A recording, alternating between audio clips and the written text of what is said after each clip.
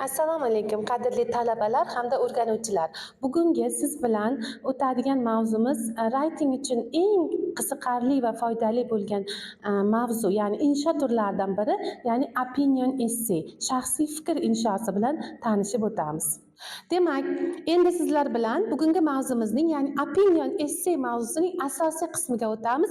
Opinion essay yozishdan maqsad nima? Ya'ni o'sha opinion essay ni o'qigan readerni, ya'ni o'quvchini asosiy e'tibori qayerga qaratilishi haqida tanishtirib o'taman. Demak, first, birinchisi, convince the audience. The primary purpose is to persuade the reader to accept the author's point of view.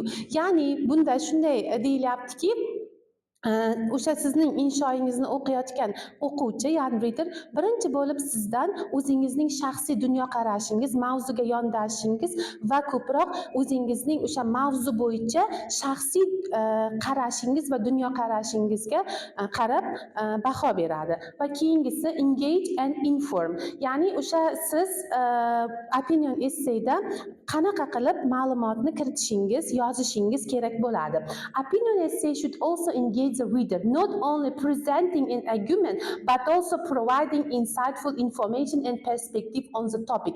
Ya'ni bu yerda siz nafaqat o'sha o'quvchiga o'zingizning fikringizni dalillar bilan keltirib o'tishingiz, nafaqat shu fikrga bitta dalil berishingiz, to'g'rimi? Sizning shaxsiy fikringizni aytdingiz va o'sha shaxsiy fikrga, mavzu berilgan bo'lsa, o'sha shaxsiy fikrga bitta isbot yozasiz va o'sha ham muhimligi bilan bir qatorda albatta o'sha mavzuga kerakli va tegishli bo'lgan ma'lumot ham detailed qilib, ya'ni aynan detallari bilan yoritib berilishi kerak bo'ladi. Undan keyingisi esa spark debate. Bu nima? They can spark critical thinking and debate, encouraging readers to consider different perspective and engage in thoughtful discussion. Ya'ni o'sha opinion essayda xuddiki siz tasavvur qiling, speakingda ko'p debate qilgansiz, ya'ni munozara, muhokama, ikkita gruppaga bo'linib, xuddi shunaqa qilib tasavvur qilib siz o'sha opinion essayda berayotgan fikringiz muhokama va munozaraga sabab bo'ladigan, ya'ni aynan muhokama va munozaralardan o'tgan va shunga dosh bera oladigan kuchli fikr berilishi talab etiladi. Endi esa sizga muhim ma'lumot berib o'tmoqchiman. Opinion essayda umuman olganda barcha turdagi essaylarda thesis statement nima? Siz demak thesis statementni yaxshi rivojlantirib olishingiz talab etiladi. Bu nima uchun? Albatta bitta bir maqol bo'lishi mumkin, yo biron bir mashhur shaxsning, Alisher Navoiy, Amir Temur, yo bir dunyoga mashhur bo'lgan biznesmenlarning bir ajoyib fikri bo'lishi mumkin thesis statementga, yo o'zingizning bir o'sha mavzu, masalan mavzu siz hozirgi kunda yoshlar internetdan ko'p foydalanyapti, bu haqda nima deb o'ylaysiz degan shunga o'xshash mavzu tushdi deylik. O'sha mavzu bo'yicha o'zingizning bir ajoyib o'sha mavzuni yoritib berish darajasiga yetadigan shaxsiy fikringiz yoziladigan holat thesis statement deb ataladi. Ya'ni o'sha thesis statement sizning butun inshoingizni yoritib beradigan asosiy gap.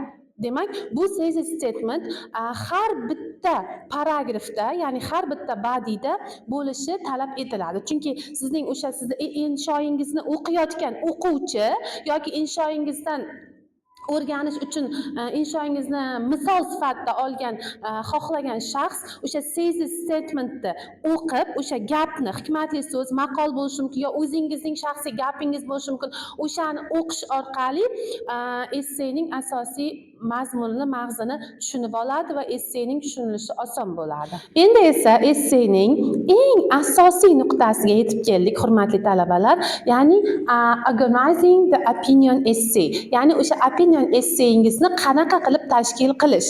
Albatta buning partlari bor, qismlari bor. Siz va bizga tanish bo'lgan o'sha introduction, ya'ni kirish qism. Bunda the introduction should grab the reader's attention, ya'ni introductioningiz readerning attentionini, ya'ni e'tiborini tortadigan so'z bilan boshlanishi kerak. Siz albatta bizga o'rgatilgan, o'tgan darsda aytib o'tdik, o'sha mavzuni parafrez qilib, ya'ni sinonimlari bilan boshqa iboralar bilan almashtirib berilgan mavzuni introduction qilish mumkinligini aytib o'tganman.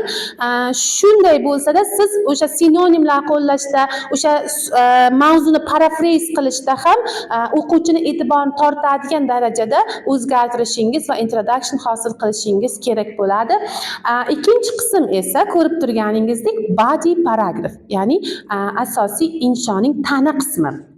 Bunda these paragraphs present your supporting arguments, with each paragraph focusing on a single specific point backed up by evidence.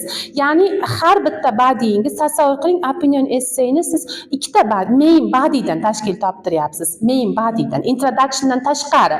O'sha ikkita main bodyingizni ham har bittasi supporting, ya'ni o'zingizning fikringiz, shaxsiy fikringiz va uni qo'llab-quvvatlovchi fikr bo'lishi kerak. Ya'ni shaxsiy fikringiz va isbot. Yana o'sha mavzuga yondashishingizdagi, ya'ni ikkinchi main bodyda shaxsiy fikringiz hamda unga support qiladigan, uni qo'llab-quvvatlaydigan, isbotlab beradigan fikr tagidan yozilishi talab etiladi. Keyingisi esa conclusion. Conclusionda sizga ma'lum, the conclusion summarize your main points, restates your thesis.